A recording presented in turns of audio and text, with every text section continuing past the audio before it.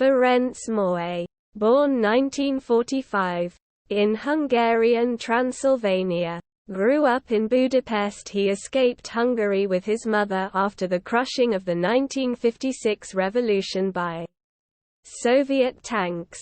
He graduated from the University of British Columbia and worked on a railroad extra gang, on tugboats, and as boat builder, then became photographer, book editor, and writer. He has lived in Vancouver, Laguna Beach, Whistler Mountain, New York City, Paris, and Rome, and now resides on a wine estate in Tuscany with his wife, painter and winemaker Candace Máté, and their son, Peter. For much of their first 20 years together, Máté and his wife lived on sailboats, traveling the world, photographing and occasionally publishing books on sailing.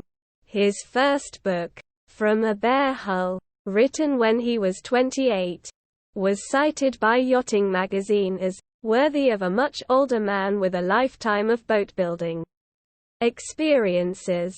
It is still considered one of the best books on boat-building ever written. In addition to sailing books, Máté has written 3 memoirs about moving to Tuscany and adjusting to Italian life. The first, The Hills of Tuscany, 1999, was an international bestseller translated into 15 languages. It recounts their first 3 years. Charming, lively, Titanic in appeal, Washington Post, while the second, A Vineyard in Tuscany, is the story of their converting an 800-year-old abandoned friary and its lands into a now world-acclaimed winery. Vineyard was cited by The New Yorker as muscular prose, cool, robust and determined. It was a New York Times notable book, and was shortlisted for Spain's prestigious El Cid Literary Award, the third in this series. The Wisdom of Tuscany, Simplicity, Security and the Good Life. W. Norton Company.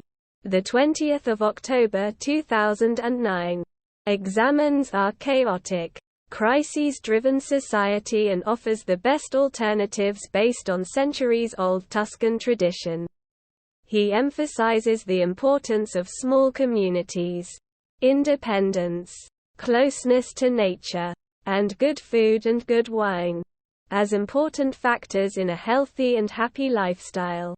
His book-length essay, The critically acclaimed A Reasonable Life, 1992, often vitriolic, often laugh-out-loud entertaining, warning us about the social and environmental impact of the excesses of modern society.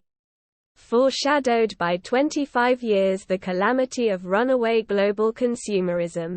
It was concisely summed up thus by Charles Bowden, author of Desierto. A Reasonable Life will look insane to any normal American, which shows how crazy we've become. Read it. You might get a life. Pete Seeger wrote, I hope everyone, especially the young, get to read a copy. Mate's first novel, Ghosts C. W. Norton, 2006, set in the Kwajalein Islands south of Alaska, began a series of anthropological thrillers during the early 20th century, involving an outlaw sea captain, Duggar, and his sardonic first mate, Nello, eking out a life around the world in a 60-foot ketch. It was hailed by Walter Cronkite as one of the most dramatic sailing adventures of all time, while BookSense called it an unnerving and highly charged, masterful evocation of a time and place you'll not forget. The second volume, Sea of Lost Dreams, set in the Marquises, was a National Geographic travel selection. The upcoming third, Sea of the Golden Dead, chronicles the revolution-fraught last days of the British Empire in Burma and Ceylon. In each volume, I try to capture the dying days of an ancient civilization, Mate wrote. His forthcoming non-fiction thriller, The Lost City of Tuscany, is a narrative of the centuries-long hunt for the treasure-laden Etruscan sanctuary of Fanum Veltha.